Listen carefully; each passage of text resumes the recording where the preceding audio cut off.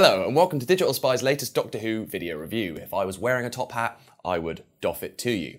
It's time now for a deep dive into Series 10, Episode 3. But did Thin Ice leave us cold, or did this tale of an underwater menace have hidden depths? First of all, I absolutely loved the backdrop for this episode, the last great Frost Fair. It's such a perfect setting for a Doctor Who story that it's quite remarkable it's taken the TARDIS 54 years to land here. And even more remarkable for the fact that it actually happened. So much of this episode is based in truth. In fact, NASA scientists are working right now on turning human poop into rocket fuel. And that's true, you can look it up, so don't quibble on that point either. I have to say, despite the demands on the production team of frozen River Thames, elephants roaming about, this episode looks great. And actually, that's been the case across all the first 3 episodes of Series 10. They've all been really, really visually impressive. And apart from one slightly dodgy looking dead fish prop in Thin Ice, there's not a duff special effect to be seen. But happily, Thin Ice isn't a case of style over substance, and for the 3rd week in a row, the relationship between the Doctor and Bill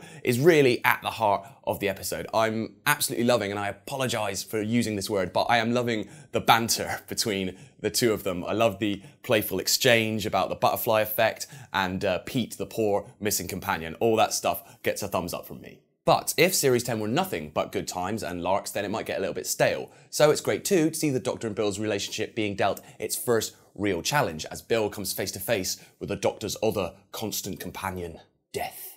Cracks start to show in more than just the ice, and of course, Peter Capaldi and Pearl Mackie are talented enough performers that they can excel at the tougher stuff as well as just the larks. I'll be honest, the Doctor and Bill, I don't want them to go.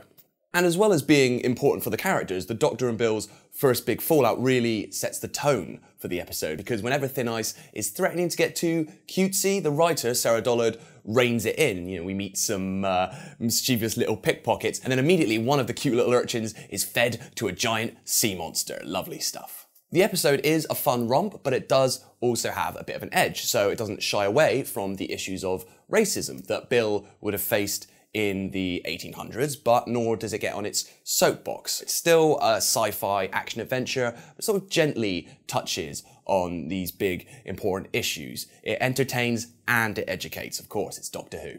If I did have to pick something, if I had one quibble with Thin Ice, it's that the episode is kind of lacking in real chills, and the villain, Lord Sutcliffe, played by Nathan Barley himself, Nicholas Burns, he's more just sort of a bit of an arrogant sod, not really a terrifying menace. Even the giant monster itself, lurking underneath the Thames, it's really just misunderstood. Otherwise though, there's a lot to like about Thin Ice. Series 10 is doing a great job of going back to basics. It's doing meat and potatoes Doctor Who, but doing it really, really well. No doubt the series will become more complex and convoluted as it goes on, but for now, I'm really enjoying these simpler stories, and Thin Ice is a great example of that. It's intelligently written, with sharp dialogue and great performances. Well, those are my thoughts, but please do let us know what you thought of Thin Ice in the comments below. Subscribe and thumbs up for all your Doctor Who needs, and join us next week for our video review of Knock Knock, when the Doctor and Bill will be investigating a spooky mansion and dealing with an absolute nightmare of a landlord. So we'll see you then.